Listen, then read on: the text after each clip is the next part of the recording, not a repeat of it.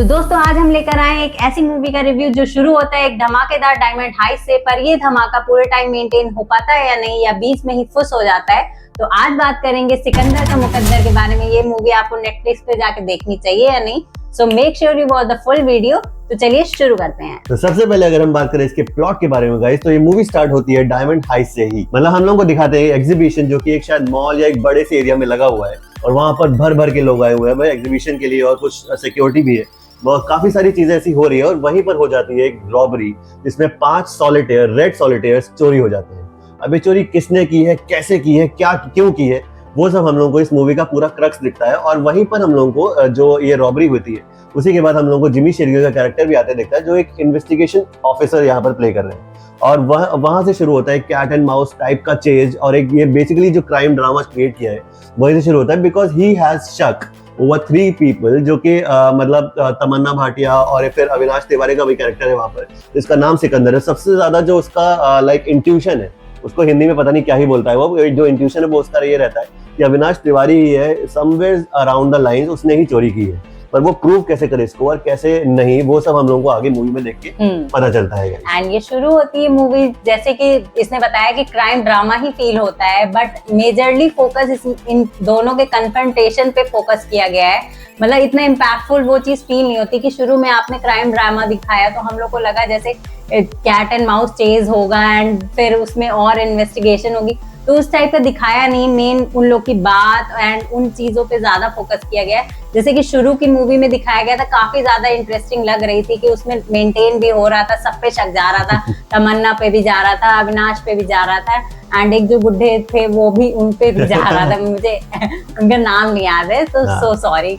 And तो इसके बाद फिर जो सेकेंड हाफ दिखता है उसमें मेन फोकस इन लोग की बातें एंड, पर ये चीज अच्छी थी कि जो इन लोगों ने 15 साल का गैप दिखाया उसमें ये चीज अच्छी थी कि जो चेंजेस आए थे उन दोनों में ही, तो वो फील हो रहे थे। यस गाइस, मुझे भी यही लगता है। मतलब वो थोड़ा सा तो ये सीन था कि क्राइम ड्रामा जब आप देखते हो इसको कि स्टार्टिंग में आप एक ऐसे भयानक रॉबरी से दिखा रहे हो, तो आपके दिमाग में ना वो सारी जो भी आपने क्राइम थ्रिलर मूवीज या क्राइम मूवीज पहले देख रखी है वो सारी एक साथ आ जाती है, और आप एक्सपेक्ट करने लगते हो कुछ चीजें कि there will be this cat and mouse, या यहाँ पर कुछ तो सस्पेंस वाली चीज होगी, जो कि होती भी है। मतलब आई वुड से कि this movie had a lot of potential. मतलब इसके कैरेक्टर्स के साथ, इसके कॉन्सेप्ट के साथ, इसके जो भी मतलब बातें हो रही, डायलॉग्स हो रही, वो सब कन्फ्रंटेशन भी हो रही है, उसमें बहुत ज्यादा भर भर की अपॉर्चुनिटीज थी इनके पास। But I don't know why they, मुझे लगा कि नीरज पांडे हालांकि बहुत ही बेहतरीन डायरेक्टर है, but I think it felt short over this film, because मतलब वो काफी सारी चीजें थी पर वो कुछ भी मतलब it all felt kind of unfinished,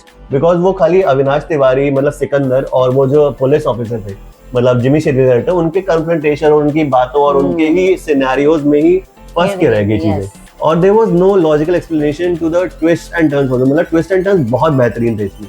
I would not say कि ट्विस्ट एंड टर्न्स में कुछ गड़बड़ थी, मतलब जब वो आ रहे तब भी you were like oh my God ये क्या, पर वो जिस तरह से मतलब इम्पैक्ट होना चाहिए उनका वो बड़े लेवल का इम्पैक्ट नहीं फील हो रहा था। यस गाइज, एंड अगर बात करूं कि एक्टिंग इन लोगों की कैसी थी, तो अविनाश तिवारी एंड जिमी शेरगिल की एक्टिंग काफी ज्यादा अच्छी है। दोनों ही बहुत ही अपने में बहुत ही अच्छा रोल प्ले किए हैं कि मतलब अगर वो पुलिस ऑफिसर था तो वो पूरा प्ले किया है। थोड़ा सा बेकार पुलिस ऑफिसर भी था, थोड़ा सा मतलब ड्रिंक विंक करता था। एंड अगर बात करूं अविनाश तिवारी को, तो इतना सीधा फील हो रहा था, तो वो पूरा दिख रहा था उसके कैरेक्टर में ही कि बहुत ज्यादा अच्छा बच्चा है। बाकी आपको मूवी में देख के पता लगेगा कि कौन कैसा है। बस दिमाग में ये लेकिन अगर आप जाओगे कि this is a crime drama, तो हमें वो सारे एलिमेंट्स इसमें देखने को मिलेंगे। हालांकि थोड़े थोड़े पॉइंट्स में आपको देखने को मिल भी सकता है, you can debate about it कि भाई ये तो था, बट वो जो इम्पैक्टफुल चीजें नहीं होती ना, तो you don't count that in that genre. मतलब इस जॉनर से आप ज्यादा एक्सपेक्टेशन है, बिकॉज़ हमने बहुत भर भर के इसकी मूवी देखी भाई। हमने क्या सब नहीं देखी। मतलब crime drama is a genre जिसकी भर भर के सीरीज, भर भर की मूवीज जो है वो सारी इसी कॉन्सेप्ट पे बनती है, तो यू हैव दिस एक्सपेक्टेशन, और वो जो नहीं होती तो आपको थोड़ा सा वो डिसअपॉइंटिंग फील होता है। But I would not say कि this movie is not worth watching. मतलब this is a one time watch, आप लोग देख सकते हो, डिनर टाइम पे देख सकते हो, अपने घर वालों के साथ देख सकते हो। It's a nice movie, but it's not a very rememberable या मेमोरेबल मूवी नहीं कहूंगा। मैं भी यही कहूंगी कि एक वन टाइम वॉच ही मूवी है, इसको रिपीटेडली नहीं देख सकते, क्योंकि जो फर्स्ट टाइम में आपको इंटरेस्ट आएगा कि किसने किया, बट अगर आप सेकंड टाइम देखोगे, अगर पता होगा, तो वो मजा नहीं आने वाला। और अब बात करते हैं रेटिंग की, तो कितने स्टार दोगे?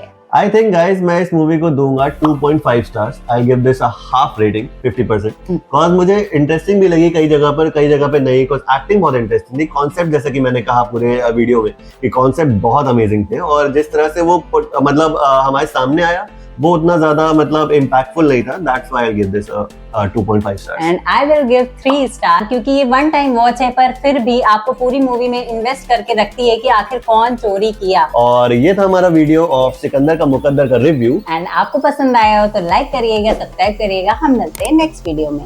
Bye bye Bye bye, guys, keep rocking.